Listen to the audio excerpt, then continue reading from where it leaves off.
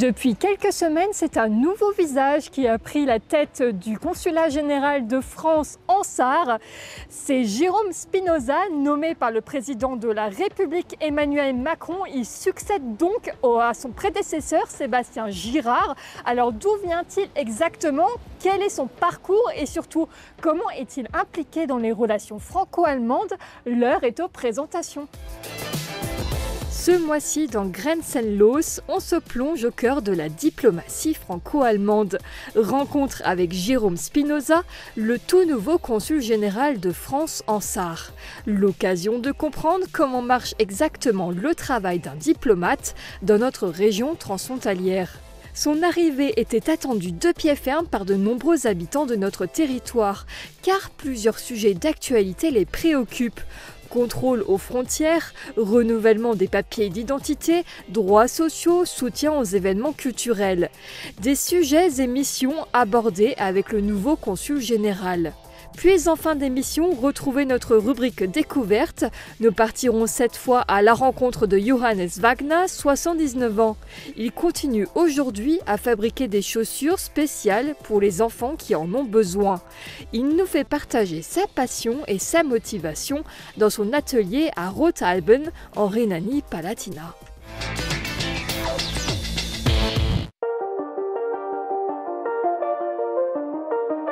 Mon nom est Jérôme Spinoza, donc je suis le consul général de France à Saarbrück depuis le 3 mars. Mit 51 Jahren tritt Jérôme Spinoza zum ersten Mal eine Stelle in Deutschland an. En fait, je suis né à Genève, j'ai grandi en partie à Marseille. Mes parents sont plutôt du sud de la France et ma mère est d'origine allemande, mais pas du tout de la région. Donc j'ai le franco-allemand en moi depuis ma tendre enfance, puisque j'ai parlé allemand avec ma mère dès mes premiers mots, mais que je n'ai jamais vécu donc en Allemagne. Nach Abschlüssen an einer Forschungsuniversität in Paris und der Freien Universität Berlin begann er seine diplomatische Karriere. Le cours de mon existence professionnelle, ma trajectoire ne m'a jamais permis de travailler dans le franco-allemand à proprement parler, puisque j'ai donc servi dans des administrations territoriales, chez les pompiers du Bouches-du-Rhône notamment. J'ai travaillé ensuite beaucoup au ministère de la Défense, en partie en opération extérieure en Afrique, en partie dans une direction politique à Paris, surtout sur des sujets ouest-africains. Et j'avais vraiment envie de me projeter dans une expérience peut-être plus concrètement, quotidiennement franco-allemande. Bonjour Monsieur Spinoza. Cher Camille, bonjour. Merci de nous accueillir ici dans votre nouveau bureau, si je puis dire, puisque vous êtes là depuis quelques semaines ici. Donc vous êtes arrivé au consulat général de France en Sarre, puisque vous avez été nommé, vous l'avez dit, par le président de la République, donc Emmanuel Macron. Et pour vous, c'est une nouvelle région ici, la Sarre. Comment vous l'avez vécu finalement, comment vous les avez vécues ces dernières semaines ici en Sarre? Ces premières semaines quasiment, écoutez, je suis arrivé, puisque c'était les vacances scolaires en famille. Ma famille est en Belgique en ce moment, donc elle a saisi l'opportunité pour m'accompagner. Donc on est arrivé le jour de la cavalcade, un moment fort des traditions sarroises. Et je comprends des échanges qu'on a eus aussi Lorraine. En tout cas, c'est quelque chose qui marque le transfrontalier. Et donc comment j'ai vécu ces premières semaines? Déjà en rencontrant notre communauté, ces associations, je pense en particulier à l'Union des Français de Sarre, présidée par Mme Janine Locke, le Club des affaires franco-allemands, présidé par Mme Fabienne Pierrard. J'ai rencontré, bien entendu, et j'aurais dû commencer par là, Myriam Bouchon, notre consul honoraire à Sarre-Louis, et de manière générale les divers acteurs français implantés. Et je voulais saluer, parce que je l'ai ressenti, deux choses ici, côté allemand en particulier, c'est la francophilie vivante. Alors c'est symbolisé parce que je suis arrivé au moment où a été présentée la nouvelle stratégie France, dite Frankreich Strategie Plus, par la ministre-présidente, qui est un acte fort, hein, c'est le land le plus francophone et le plus francophile, mais qui mène également une politique publique vraiment clairement affichée. Donc je suis arrivé à ce moment-là et j'ai également senti une gentillesse quotidienne, un intérêt pour le franco-allemand qui ne m'a pas surpris à vrai dire parce qu'on m'en avait parlé, mais que j'ai pu vraiment concrètement appréhender, puis j'ai essayé de m'immerger dans la vie quotidienne, visiter un peu la campagne, des musées, aussi à la faveur de rencontres, de cérémonies. Je pense aux 80 ans de la libération de Sarrebruck, événement assez émouvant, ou aussi aux 20 ans d'une relation sarro-polonaise avec une petite connotation française également, Sponshaus, qui est dans une ville dont le maire d'ailleurs est binational français. Donc ce genre de choses. Vous avez vu à quel point ici, c'est une région au cœur de l'Europe finalement, et voilà, qui a pas mal de Français aussi, hein, des Français résidents, même ici en Sarre. Et tous ces Français et ces Allemands, en général, ils se posent quand même la question, mais un consulat général, ça sert à quoi finalement? Quelles sont un peu les missions d'un consul général de France ici en Sarre? Alors, un consulat général, c'est une partie, c'est un peu comme une mairie d'une certaine manière, c'est un endroit où les Français sont chez eux. La fonction première, c'est d'être au service de la communauté française, donc les 5000 franco-sarrois, tous ceux qui sont de passage également. Et bon, très concrètement, et d'ailleurs c'est un petit message à ceux qui ne seraient pas enregistrés sur le registre du consulat. Vous pouvez voter, le consulat organise les élections pour les Français de l'étranger, donc il faut être inscrit sur les listes. Donc s'inscrire au registre consulaire, ça veut dire pouvoir voter, ça veut dire également, quand il y a une catastrophe naturelle, être identifié, on peut agir plus facilement au profit de nos compatriotes. On approfondira juste après ce point. Vous avez abordé voilà, l'importance finalement de s'inscrire ici donc, pour être informé, notamment pour remplir son rôle de citoyen pour les élections. Est-ce qu'il y a d'autres missions, notamment en termes voilà, je parle de missions diplomatiques que vous menez ici en Sarre? Bien sûr, j'allais bien dessus. L'autre enjeu fort, c'est d'être au service de la relation franco-allemande dans sa dimension à la fois sarroise, transfrontalière mais aussi bilatérale, en tant que la Sarre est un point d'appui du franco-allemand à une échelle beaucoup plus large que la région. Donc ça suppose un dialogue avec les autorités sarroises, avec le secteur économique, avec la société civile. Ça suppose également de travailler main dans la main avec les représentants de l'État côté français, donc je pense aux autorités en Moselle, le préfet de la grande région, et également bien naturellement avec l'ensemble des élus locaux, alors côté mosellan en particulier, mais au-delà, tous ceux qui s'intéressent au sujet, parce qu'il y a aussi les jumelages, il ne faut jamais les oublier. Donc être force d'impulsion parfois, souvent être en appui.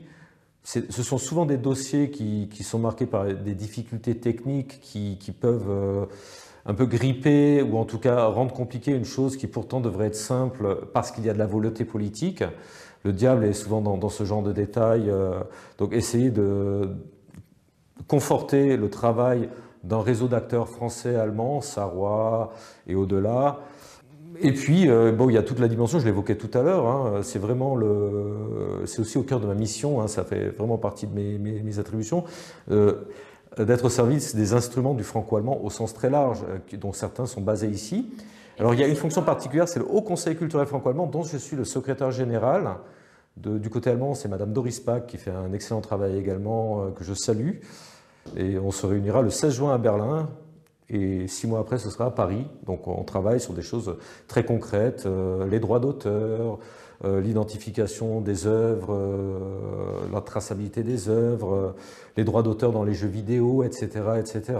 Pour bien clarifier les choses, on travaille comme un élément d'un réseau plus large, c'est-à-dire les collègues à Berlin. Ma maison mère, c'est l'ambassade qui est dirigée par Monsieur François Delattre, qui, avec son équipe, est au quotidien le moteur de cette relation.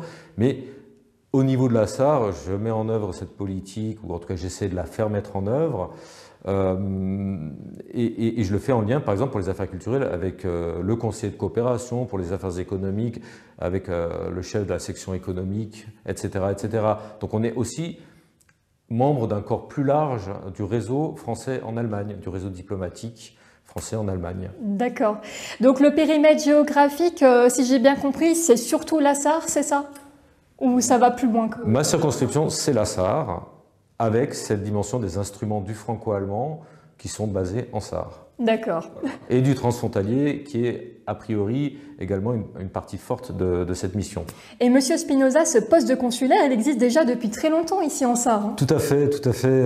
Et pour ma part, le défi est double, car je prends la suite on pourrait dire un enfant du pied, en tout cas quelqu'un qui a grandi en partie dans la région, Sébastien Girard, dont je salue le travail. Et ce sera donc un défi pour moi d'être à la hauteur de ce qu'il a fait. Eh bien, allons le retrouver, Sébastien Girard et tous vos prédécesseurs, finalement tous ces hommes et ces femmes qui ont marqué ici l'histoire de ce consulat général de France en Sarre. 65 Jahre, so lange existiert bereits das französische Generalkonsulat für das Saarland. Heute befindet sich das Büro des Konsuls am Saarbrücker Ludwigsplatz, nicht weit von der Staatskanzlei entfernt und somit nahe an den deutschen politischen Partnern. Eine strategische Position, um den Austausch bei grenzübergreifenden Projekten zu vereinfachen. Jeder Konsul hat seine Spuren hinterlassen. Beispielsweise Frédéric Giraud durch die Sanierung der Schleuse in Güdingen. Oder Catherine Robinet durch die Entwicklung der Zusammenarbeit im Gesundheitswesen.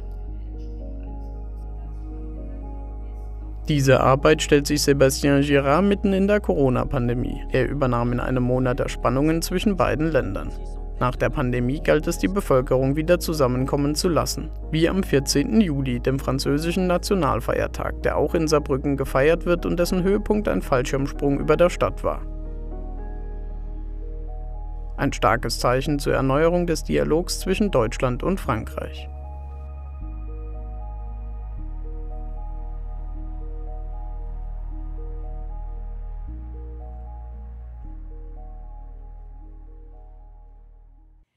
Et vous, Monsieur Spinoza, j'allais vous demander, êtes-vous prêt à faire le grand saut en parachute, celui qu'on a vu à l'instant le 14 juillet, pour défendre les intérêts diplomatiques de la France en Sarre?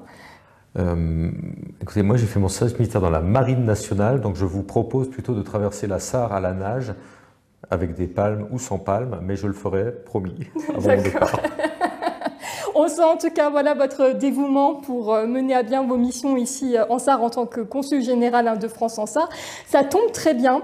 Nous avons rencontré plusieurs habitants de notre région transfrontalière qui ont pas mal de préoccupations, voilà, des questions à vous poser qui relèvent un peu du quotidien ici dans notre région frontalière, notamment le renouvellement des papiers d'identité. Alors on sait que voilà, ici le consul général de France en Sarre n'aborde pas cette thématique d'état civil. Je vous propose tout de suite d'écouter donc Janine Locke, qui est la présidente de l'Union des Français en Sarre. En ce moment, je suis assez souvent sollicitée par des membres de l'Union des Français de Sarre qui doivent refaire leur papier d'identité. Alors ils me disent aller à Francfort, c'est loin, c'est compliqué, il faut y retourner pour les prendre. Mais il y a une solution toute simple. Les communes des localités avoisinantes en Moselle, les mairies sont tout à fait autorisées à refaire ces papiers et peuvent le refaire. D'ailleurs, je peux donner mon exemple. Mon exemple, j'ai fait refaire mon passeport il n'y a pas très longtemps à la mairie de Sarreguemines. Ça s'est fait sans aucun problème et très rapidement. Oui, Janine Locke a proposé une solution très pragmatique, donc je l'aurais mentionné, donc je commence par là. La chose probablement la plus simple en tant que frontalier, c'est d'aller en France, dans une mairie, refaire ses papiers, c'est de plein droit. Pour ceux qui seraient amenés à préférer utiliser le consulat général de France à Francfort, qui est compétent en la matière, donc ça c'est une autre possibilité. Et pour vous éviter dans ce cas-là de devoir aller récupérer vos titres d'identité à Francfort, il vous suffit de faire une demande de remise en main propre au consulat général de France à Sarrebruck. Et le consul honoraire peut également à Sarre-Louis remettre des papiers d'identité. D'accord, donc il y a ces deux possibilités aujourd'hui, effectivement. Alors avoir des papiers d'identité, c'est important, ne serait-ce que pour voyager aussi, mais Aussi, actuellement, entre la France et l'Allemagne, c'est devenu important puisque vous êtes certainement déjà au courant, depuis 6 mois, l'Allemagne a remis en place des contrôles à ses frontières, donc pas seulement entre la France et l'Allemagne, ça concerne voilà, plusieurs pays autour de nous, donc en Europe. Et pour de nombreux habitants, ça peut vite devenir une source de crispation, notamment au niveau de la Brème d'Or. Et à ce sujet, je vous propose d'écouter cette intervention d'Eugen Roth. Donc, c'est l'ex-président de la Interregionale Gewerkschaftsrat. Es ist eine große Gefahr, dass bei uns die Freizügigkeit unserer Kolleginnen und Kollegen, unserer Frontaliers stark beeinträchtigt wird. Wir haben die größten Grenzgängerströme Europas. Hier in der Großregion, in der wir im Zentrum sind, pendeln jeden Tag rund 270.000 Menschen von der einen Seite der offenen Grenze zur anderen. Nach Deutschland zwischen Lothringen und Saarland und Lothringen sind es weniger, aber auch noch Minimum 20.000 per Tag. So, und dort reinzugreifen, ohne dass man überhaupt einen Sicherheitsgewinn hat, der wirklich eklatant ist, der wirklich gravierend ist, weil der Sicherheitsgewinn durch diese stationären Kontrollen ist in höchstem Maße fraglich. Das macht nach meiner Auffassung keinen Sinn, weder polizeilich noch für die Kolleginnen und Kollegen. Très clairement, le sujet de l'instauration de contrôle aux frontières est sensible pour la population des deux côtés, quelle que soit sa nationalité, puisqu'un bassin transfrontalier se vit a priori de manière intégrée. Et ici, on est au pays qui a vu naître Schengen, l'esprit de Schengen, c'est à 50 km d'ici. Et on va fêter ses 40 ans en juin, donc forcément, on peut se poser une question tout à fait légitime.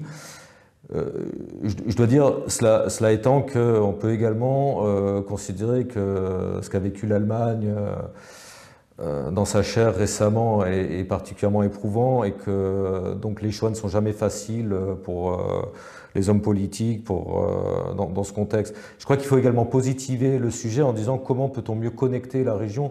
Et ce qui m'a frappé en arrivant ici, en ne connaissant pas, c'est les marges de progression qu'on peut avoir, notamment sur les trains du quotidien, avec un flux de frontaliers aussi massif.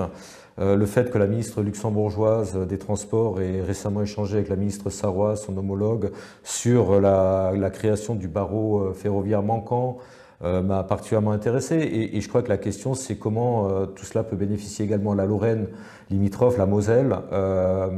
Donc c'est un sujet qui est un sujet du quotidien, de la structuration du futur aussi. C'est un sujet, j'imagine, que vous aborderez aussi avec l'ambassadeur à Berlin.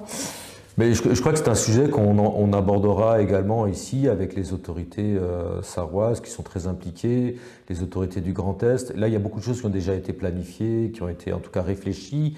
Il faut être très humble, mais si on peut accompagner ce mouvement, ce sera avec en tout cas enthousiasme. J'allais justement aborder cette question-là des travailleurs frontaliers. Ils sont très nombreux ici dans notre région. On estime à peu près 11 000 Français qui travaillent en Sarde, selon les estimations de la Agentur für Arbeit Saarland et de France Travail que l'on avait rencontré en janvier dernier, mais aussi 1500 Allemands qui traversent la frontière pour aller travailler en France. Et voilà, ça pose pas mal de questions du côté des hommes politiques, mais aussi des acteurs de l'économie ici en région frontalière, notamment Markus Schwedt, qui travaille en tant que chef cuisinier au restaurant La Schlemmerie, qui se situe au Mercure Hotel City en plein centre-ville de Saarbrück. Et je vous propose tout de suite de l'écouter, puisque c'est vrai qu'ils accueillent assez régulièrement des stagiaires et apprentis français dans le restaurant. Meine Frage wäre, wie kann man die Vorteile der Grenze einfacher machen? Das heißt, wir arbeiten schon sehr lange grenzübergreifend von Saarbrücken in unsere Region direkt. Und es wird immer schwieriger, dass junge Menschen heute durch lange Grenzkontrollen zu uns für Praktikas zum Arbeiten oder auch umgekehrt junge Menschen von hier rüber nach Frankreich fahren können. Wie kann man diese Bürokratie etwas leichter machen? Ja, vielen Dank für diese Aussage und ich glaube, das Problem besteht auf alle Fälle. In meinem Dialog mit den saarländischen Behörden werde ich mich bemühen, auch dieses Thema auf den Tisch zu setzen, um zu sehen, wie man konkret in diesen Rahmenbedingungen dennoch Sachen leichter machen könnte. Und allgemein, die Probleme sind nicht nur, ich würde sagen, es ist wieder nur ein Teil des Problems, das Problem allgemein oder das Thema allgemein ist, wie fördert man die Mobilität. Und ich habe mich zum Beispiel sehr gefreut, dass ein neues Gesetz über Auszubildende, grenzüberschreitende Auszubildende in der französischen Nationalversammlung gerade verabschiedet worden ist. Und das betrifft hier auch die Möglichkeit für Jugendliche aus der Mosel und aus viel weiterem Frankreich, hier in Deutschland eine Ausbildung zu machen und gegenseitig auch, und das muss man vielleicht konkretisieren, mehr ausbauen. Und das ist auch ein Teil meiner Arbeit, dazu beizubringen, dazu zu helfen, dass das wahrgenommen wird und benutzt wird. Also, und es gibt auch viele andere Themen, bei denen man besser arbeiten kann, mehr diese grenzüberschreitende Beziehung ausbauen. Gesundheit, Krisenprävention bzw. Naturkatastrophen. Ich habe mit Interesse betrachtet, wie sich Saarland jetzt reorganisiert, ein frühzeitiges Warnsystem, wie man das besser mit dem Französischen in der Mosel ankuppeln kann. Das ist auch ein wirklich wichtiges Thema für das Leben der Leute hier. J'allais revenir aussi sur ces axes voilà, de développement, puisque c'était une des questions que voulait vous poser donc le président de la communauté d'agglomération de Forbach, donc Jean-Claude Haine, qui vous demandait finalement quels axes d'amélioration proposez-vous pour les travailleurs frontaliers. Ce qui est aussi important, c'est l'emploi.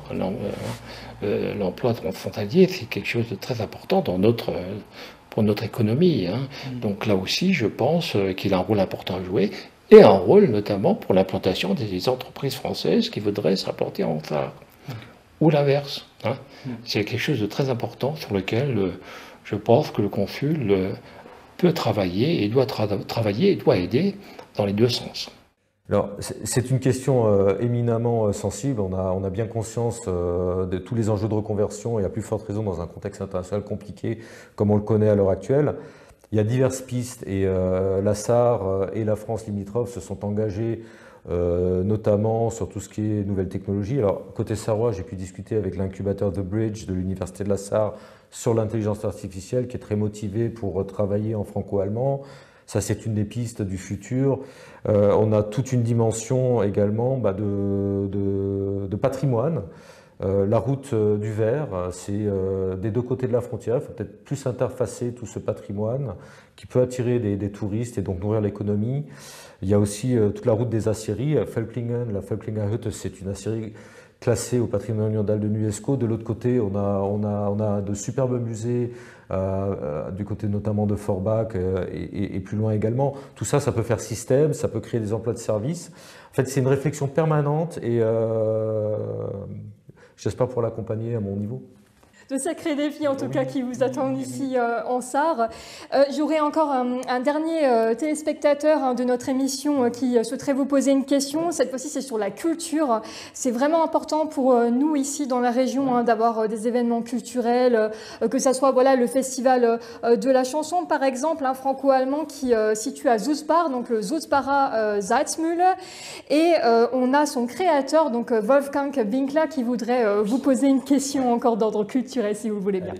In meiner Stadt, in Sulzbach, gibt es eine große Sympathie zu Frankreich und es werden viele Veranstaltungen mit französischem Bezug gemacht, so zum Beispiel der deutsch-französische Chansonpreis, Le Moulin à Sel de Sulzbach, der am 10. Mai stattfinden wird. Und ich möchte Ihnen im Namen unserer Stadt ganz herzlich danken, dass Sie bereit waren, dafür die Schirmherrschaft zu übernehmen. Jetzt würde mich interessieren, wo und wie ist Ihr musikalischer Geschmack? In Frankreich und in Deutschland gibt es da auch Unterschiede oder gefällt Ihnen etwas weniger oder mehr?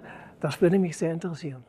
Lieber Herr Winkler, vielen Dank. Es ist eine sehr angenehme Überraschung, Sie so kennenzulernen. Und ich dachte, und ich würde mich freuen, Sie am 10. Mai in Sulzbach zu treffen, weil ich da anwesend sein werde. Auf alle Fälle, das ist spannend. was vorgeschlagen wird als Programm. Ja, die Frage ganz direkt zu beantworten ist kompliziert, nämlich man mag vieles und Kultur, Musik insbesondere ist nationenübergreifend, kulturübergreifend. Ich würde sagen, dass ich in Frankreich wirklich einen Lieblingssänger habe, der aus der Grenzregion auch kommt, zwar ein bisschen weitlicher Ost, Alain Bashung, der leider nicht mehr mit uns ist, weil er schon vor 10 Jahren gestorben ist. Und eines seiner tollen Lieder war Elsass Blues. Und das zeigt, wie man hier aufwächst. Und ja, und auf deutscher Seite mochte ich immer sehr viel Kraftwerk, auch Nina Hagen, deutsche Pop allgemein. Klassische Musik und Deutschland, das wäre ein zu langes Thema. Aber ich mag auch sehr gerne afrikanische Musik, gerade Blues aus dem Mali, wie Ali Farka Touré. Und das hat jetzt auch einen Bezug mit der Ausstellung in der Völklinger Hütte, mit wie stellt man sich Afrika vor.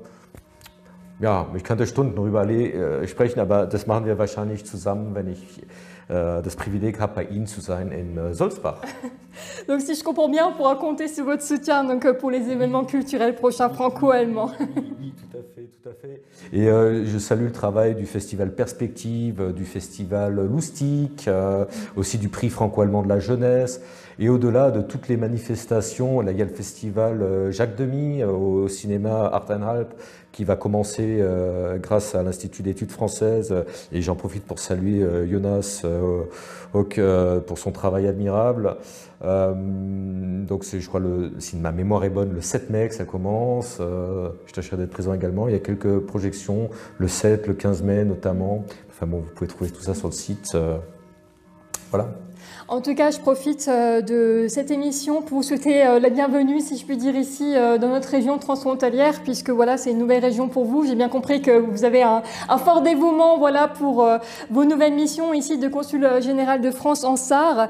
Et voilà, parmi vos missions, il y aura bien sûr aussi la santé transfrontalière qu'on aura l'occasion d'aborder dans un autre numéro Grenzenlos. Et ça fait aussi partie, voilà, de vos missions de consul général de France. Et je vous propose à ce sujet donc de retrouver ce reportage donc filmé par nos collègues de OKTV Südwestpal, c'est à Rothalben, un homme qui fabrique des chaussures spéciales pour les enfants, notamment pour ceux qui souffrent malheureusement de malformations au niveau des pieds. Partons à sa rencontre dans ce reportage de nos confrères donc, de OKTV. Rothalb Kinder Schuhfabrikation nennt sich die Firma, die Johannes Wagners Vater 1949 gründete.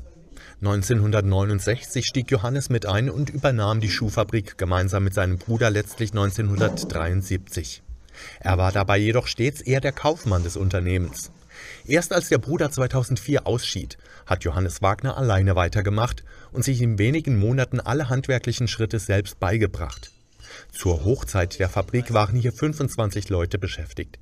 14 davon konnten damals schon von zu Hause arbeiten. Heute sitzt Johannes Wagner, Jahrgang 1946, alleine hier und macht weiterhin seine Kinderschuhe. Ja, in der Hauptsache mache ich diese Lauflernschuhe und mache auch orthopädische Schuhe, zum Beispiel seitenverstärkt, Stabilschuhe oder Überbreite oder Orthesenschuhe, das alles stelle ich her. Und da habe ich schon bis Größe 42 hergestellt. Ja, es sind Kinder, die haben Knicksenkfüße und da muss dann eine Stabilschuh her. Oder es gibt auch Kinder, die Orthesen tragen und da muss ich dann den Schuh so herrichten, dass die Orthese auch in den Schuh passt. Wagner arbeitet rund 3 bis 5 Stunden an einem Schuh für seine kleinen Kunden. Früher hatte die Firma noch Zehntausende Prospekte verschickt. Heute verlässt er sich auf Stammkunden und Mund-zu-Mund-Propaganda. Auf Vorrat arbeitet Wagner folglich nicht mehr, sondern macht nur noch genau die Schuhe, die von den Kunden bestellt werden. Jene kamen dabei schon aus aller Welt. Ja, es sind schon nach Amerika gegangen. Die weitesten Schuhe sind nach Shanghai gegangen. Und auch auf Philippinen waren schon Schuhe. Frankreich, in Schweiz und Österreich waren auch schon dabei. Um die genauen Daten der Kunden zu bekommen, gibt Wagner zuweilen telefonisch genaue Anweisungen, wie zu Hause gemessen werden kann, damit das bei ihm hergestellte finale Produkt auch genau passt. Im Gästebuch auf der Webseite der Firma sieht man, wie zufrieden die Kunden sind und wie glücklich, dass ihre außergewöhnlichen Wünsche und Anforderungen hier erfüllt werden können. Entsprechend treu sind viele Familien. Warum er noch immer weitermacht, kann Wagner ganz einfach erklären. Das macht mir nur Spaß, schon nichts. Es ist fast mein Hobby. Solange ich noch kann, mache ich weiter. Und ich habe auch schon mal gesagt, solange ich noch den Faden in die Nadel kriege, solange will ich weitermachen. Das ist so ein Spruch von mir. Johannes Wagner macht es nichts aus, alleine in seiner Fabrik zu sitzen. Vor allem jetzt, wo es wärmer wird, kommt er wochentags gerne ein paar Stunden her, um die bestellten Schuhe fertig zu machen. Und das so lange, wie er noch Freude daran hat.